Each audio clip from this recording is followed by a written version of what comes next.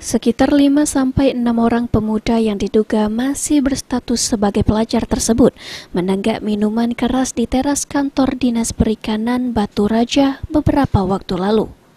Para pemuda ini tidak canggung-canggung meski banyak warga yang berlalu lalang di depannya.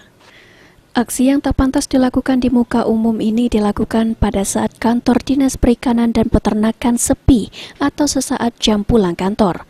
Kantor Dinas Perikanan sendiri berada di komplek kantor pemerintah daerah dan dijaga oleh Satpol PP.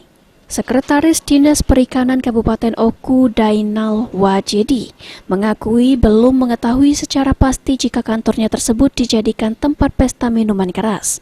Namun diakuinya di awal pindah tahun 2018 lalu, kantornya tersebut memang sering dijadikan tempat nongkrong pelajar dan anak muda dengan alasan ada internet gratis.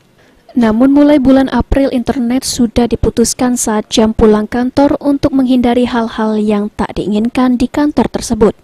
Kedepan pihaknya akan kembali berkoordinasi dengan Satpol PP Oku untuk memberikan pengamanan kantor agar tidak ada lagi yang menenggak minuman keras di teras kantor Dinas Perikanan.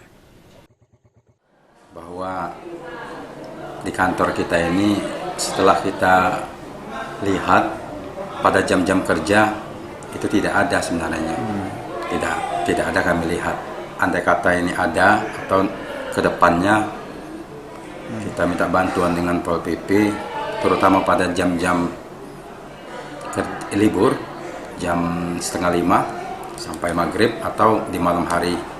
Ini kita mohon nanti kami sampaikan dengan Pol PP bahwa untuk pengamanan kantor, karena kantor Dinas Perikanan dan Peternakan Kabupaten Oku ini berada di lingkungan pemerintah kabupaten dalam satu komplek.